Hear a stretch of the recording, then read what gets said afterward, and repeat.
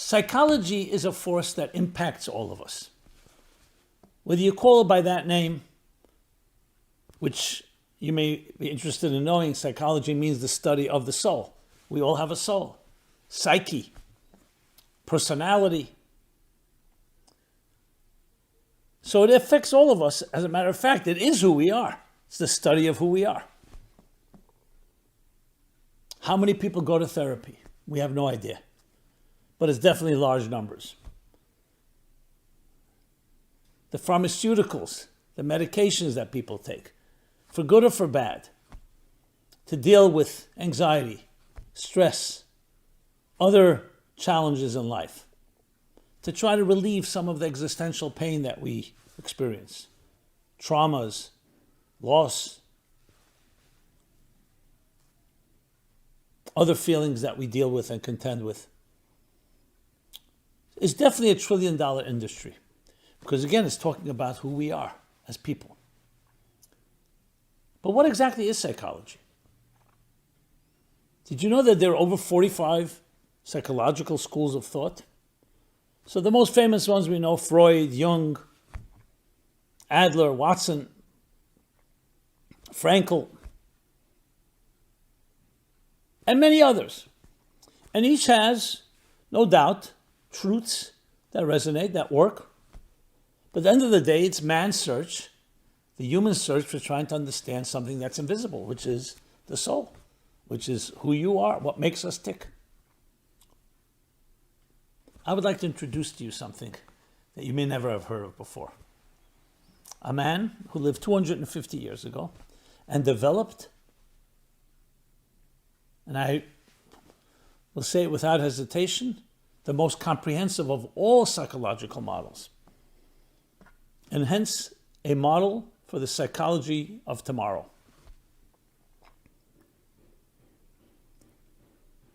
This man was called Rav Schneur Zalman of Liadi.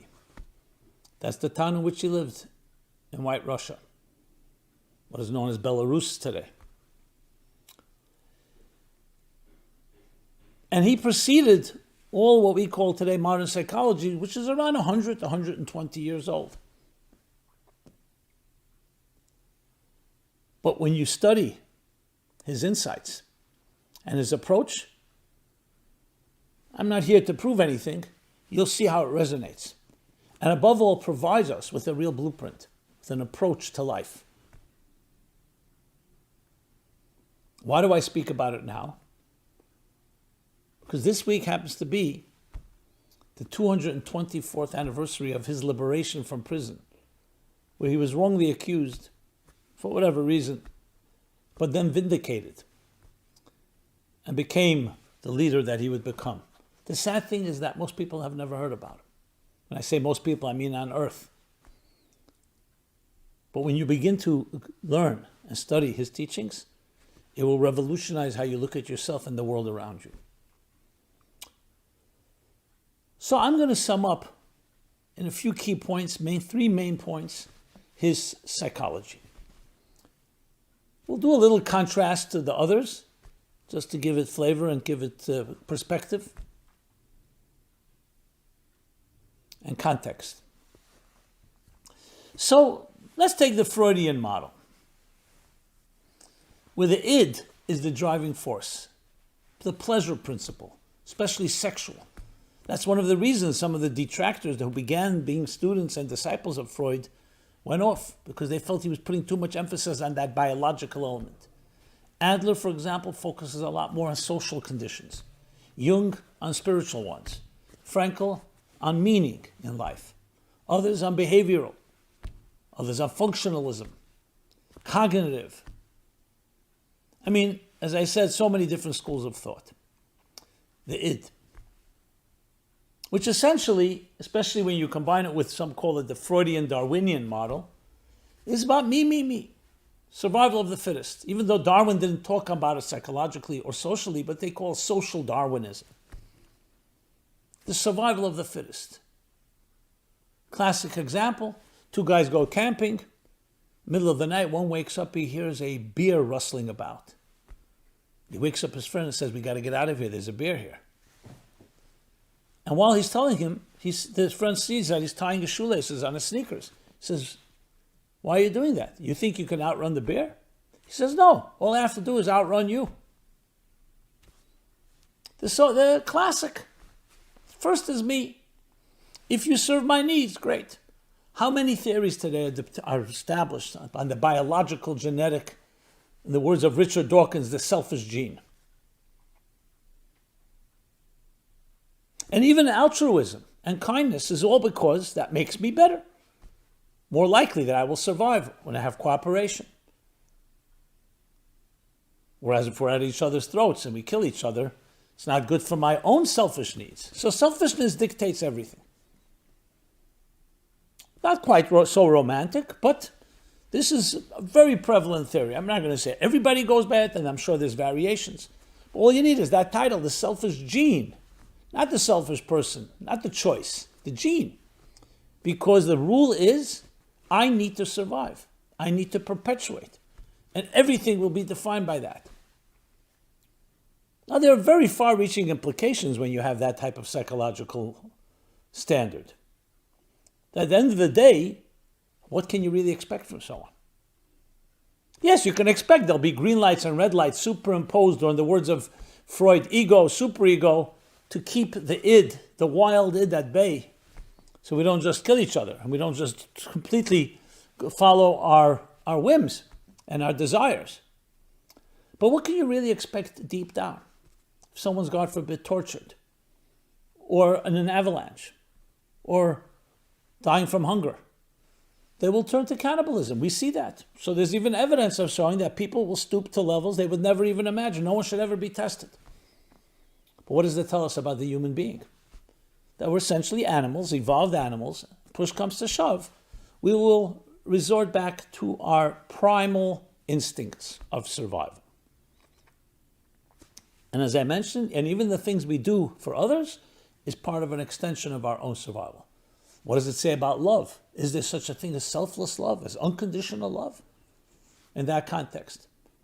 But as I said, I'm not here to debate the issue. I'm not here to make a case. I'm just presenting as it is. Schopenhauer, for example, when he describes love in this context, he said the whole thing is a myth.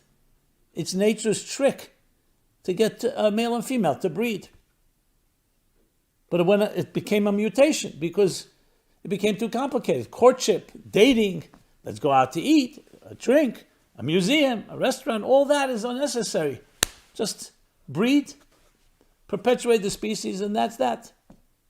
He completely strips it of anything romantic or sublime. Now, of course, Jung approached it from a more spiritual perspective, which resonated with many. Viktor Frankl, logotherapy, man's search for meaning. Meaning is the ultimate drive, not sexual pleasure, not pleasure. What does Rav Schneur Zalman say in his classic work called the Tanya? And of course, in his elaborate writings and discourses that he delivered over the years, sums up human psychology in 3 key points. So 3 points that Rav Schneur Zalman, or the Alter Rebbe, as he's known, makes. Number 1, that we are inherently good people. Number 2, that self-control is not acquired, but inherent to the human condition. And number 3, that the very ego that can be the root of so many of our problems is actually rooted in the divine ego, in the divine essence that is completely independent and does not need anyone. And let's elaborate.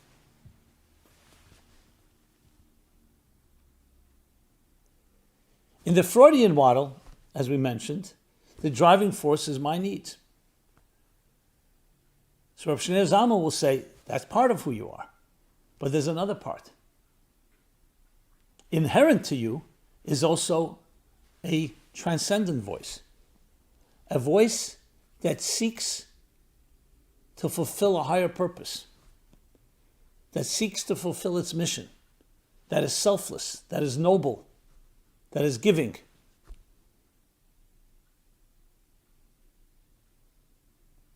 And yes, there's indeed a battle, a perpetual battle between both these voices, but they're both part of who you are. But overall, and above all, the most powerful part of who you are is the good part. So the id is one part of our consciousness, but if you dig deeper, there's that divine aspect, that transcendent side of us. That's point number one. Point number two, self-control. In the Freudian model, self-control is a superimposed entity for coexistence and not killing each other. But at the end of the day, if you have something that's inherent and something that's acquired, in other words, you teach people self-control and discipline, but what's inherent is my needs, we all know who's going to dominate ultimately. Says Rav Schneur, no. Self-control, one of the words he uses, moyach shalat al alev, in chapter 12 in Tanya, is inherent to the human condition. Just as the mind has that power to discipline, like we see people when they put their mind to something, even though you may be hungry or thirsty or other things, you put your mind to it, you can't control yourself. You're not just a creature of impulse, a creature of habit, because it's part of who you are. And therefore, what's expected of you?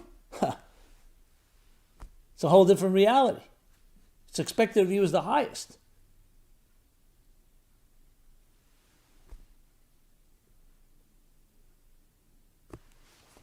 And point number three is perhaps the most revolutionary of all. You know, most of us would say the selfishness of a human being, the fact that I come first, is the root of all problems. But it's who we are. Says Rav Schneur Zalman, the fact that you feel self-contained, that you don't need anybody. Even though you have parents, you don't feel you're an extension of them. You don't feel you were created by anybody. You feel that you are who you are. You may have gratitude, you may have appreciation to others, but at the end of the day, you're the self-contained entity in feeling, not talking about intellectually. So he says that is rooted in the divine ego, so to speak, in the divine essence, that is not in need of anyone. That the Creator is not just another entity. The Creator is a necessity, is an essential truth. And that essential truth imparted an essential truth to each of us, so we feel that we're essentially important. Now, if it goes the wrong way, it can turn into arrogance. It can turn into haughtiness. It can turn into all types of ways of hurting others. But if you appreciate the root of that sense of independence, it's coming from the independent divine. So the challenge is how to make sure to harness and channel it as part of that divine plan. That again is up to us, and we have the self-control. So when you take together, you combine together all these different three elements that I said. The inherent good who we are, the inherent self-control that we all have, and that even that part that can be ugly is actually rooted in the divine independent sense of self. How does that conclude in what the picture of the human being looks like? That we are essentially beyond the angels. We have free will, but we have the capacity to reach the greatest heights because we are essentially divine human beings. We are spiritual beings on a physical journey, not physical beings on a spiritual journey, and definitely not physical beings on a physical journey.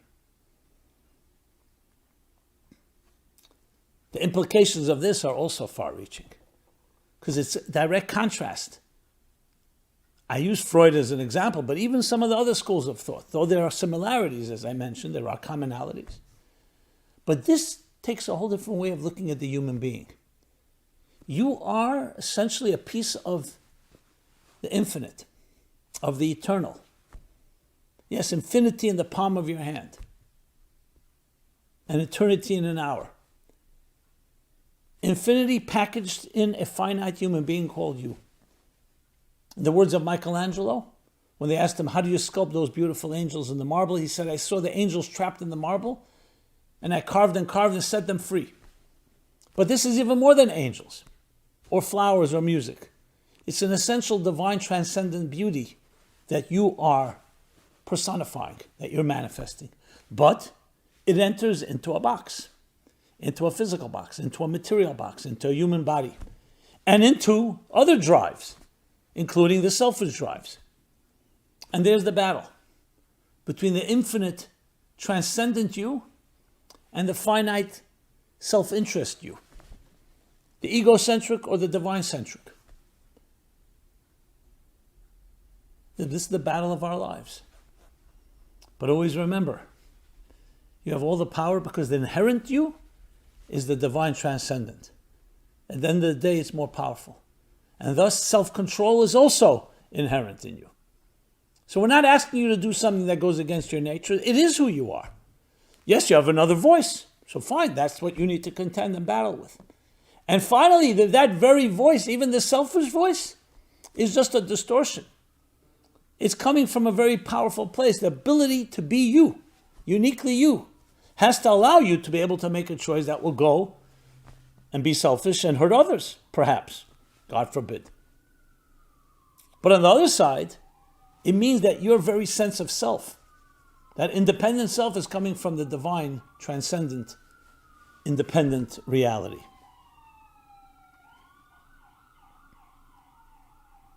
How does this translate into the psychology of tomorrow?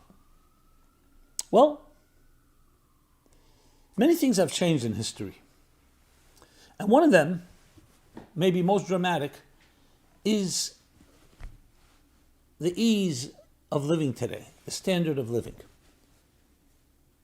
Very few of us are spending 9, 12 hours a day toiling under the sun in a field to be able to bring home a bushel of wheat or a pound of potatoes or rice to eat and sell the rest.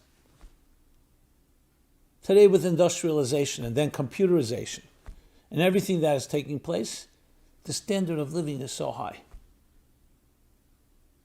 What do we do with all this free time? We all know Admiral Hyman Rickover, gave a talk in 1957, I believe it was. He became the 4-star admiral in the Navy. The 4 stars is the highest rank. The father of the nuclear Navy. He gave a talk where he shared this statistic that in 1857 to 1957, in 100 years, in 1857, over 92% or 95% of energy was generated by human beings or animals. In 1957, most energy was being generated by fossil fuels, by machines. So this firstly explains the astronomical explosion of wealth, because those that control those machines, everything was so exponentially greater. But it also explains the birth of leisure. When humans had to toil in the fields with little machines, you didn't have time. You didn't have any free time. You were exhausted by the time the evening came. What happened to all the free time that was freed when you now can press a button? You can just go online, order Amazon, and you don't even have to go shopping. So you would think the free time should be used for the most sublime, the most noble, and the most virtuous causes. Not necessarily. It gave birth to leisure. And leisure gave birth sometimes to the lowest common denominator, because remember, we also have that other voice within us. The psychology of tomorrow is taking Rav Schneur Zalman's fundamental principles and applying it to life. Where should our free time go? Toward the transcendent, toward the virtuous. And we indeed see the world has moved more humanitarian, more virtue than ever before. There's still a way to go. But that's the psychology of tomorrow. You want to be the fullest and the best person you can be. How will you be a happy person? When you feed the essential inherent soul within you, which is the virtuous soul, the transcendent one, the divine one. Yes, immediately, short-term instant gratifications may be more pleasurable to feed your own needs. But ultimately, long-term, And what has permanent and sustainable impact is that divine soul. So the inherent part of you, that goodness, has been emerging and continue to emerge. So in the psychology of tomorrow, that will be the dominant feature in each one of us. Number 2, the self-control. And self-control will not have to require just imposing on myself. When you know that part of you is who you really are, and that makes you happiest. You see someone in a happy marriage with healthy love, self-control is easy for them. Not to say there aren't challenges. Why is it easy? Because they palpably feel the benefits. And they feel yourself being wholesome. It's like when you eat something that's healthy, you feel it. So you're going to be committed to it. And finally, even that ego, even that sense of self that makes us independent, which can go in the wrong direction, will then be a channel for the divine essence itself. Imagine a world, just let's imagine. We like to imagine. Imagine a world where human beings are driven by these 3 principles and live by it. What kind of world would it be? A world where famine would be eradicated, war, avarice, hatred. Not because we aren't capable of that, but because when you allow your better angels to emerge, when you allow that inherent goodness to become part of your life, and you see what it does for you, you'll be the happiest person. There's less need. It's the insecurity and fear of life where causes you to feel, I'm missing something, so maybe that person took it from me. Creates jealousy, creates envy, and all the other vices. Whereas when you recognize that's so much part of you, and self-control is not just some type of, here are the rules, but it's actually something you want to exercise. I want to be there for someone I love. Even though, let's say, it'd be more comfortable for me to sleep with someone I love that wants to speak with me. You're there because you want to be there. And your very ego is also a divine ego. It's driven your unique self. You have something unique to contribute that's indispensable, coming from that core source, because you're not an extension of something else. You are who you are, because you are manifesting the divine essence of the divine, who the divine is. I am who I am, as God says in the Bible. A life like that, that's what we call utopia. But a utopia that's not just sitting in a retirement village or on a beach. It's bringing to the surface the best of who we can be, the best of who we are. Obviously, a topic like this, to do justice to it, requires a lot more. But I wanted to give a taste in honoring this great man, Rav Schneur Zalman. Study his teachings. Take these points to heart. Act on them. And you'll see that this is the true model, the true template for the psychology of tomorrow. So let's see this as like an introduction. And if you go to meaningfullife.com, there are many articles and top-end classes that I've given on this subject matter. My real dream, my real goal is to turn this into a comprehensive blueprint, a comprehensive modality of the psychology of tomorrow that each of us can employ and use in all aspects of our lives. Whether it's personal growth, whether it's relationships, whether it's marriage, love, intimacy, relationships with children, dealing with anxiety, dealing with the challenges of life, dealing with pain and loss, or dealing with joy. That this approach enhances, more than enhances, transforms literally every aspect of our lives. In some ways, my book, Toward a Meaningful Life, which literally covers every of the major milestones of life, is based on many of these principles. So check that out if you want more. And please join me as a partner. Let's develop a psychology for tomorrow, which will create a new tomorrow of how we see ourselves and see those around us, in being the best we can be and even beyond. Emerging from who we are, not something imposed, not something from outside. This has been Simon Jacobson, Meaningful Life Center, meaningfullife.com. I'd love to hear your thoughts, feedback, suggestions, comments. And of course, please share. Let's create that ripple effect, that butterfly effect, that affects all those around us. Look forward to see you soon again, the next program. Thank you. This program is brought to you by the Meaningful Life Center. Please help us continue our programs. Make even a small contribution at meaningfullife.com/donate.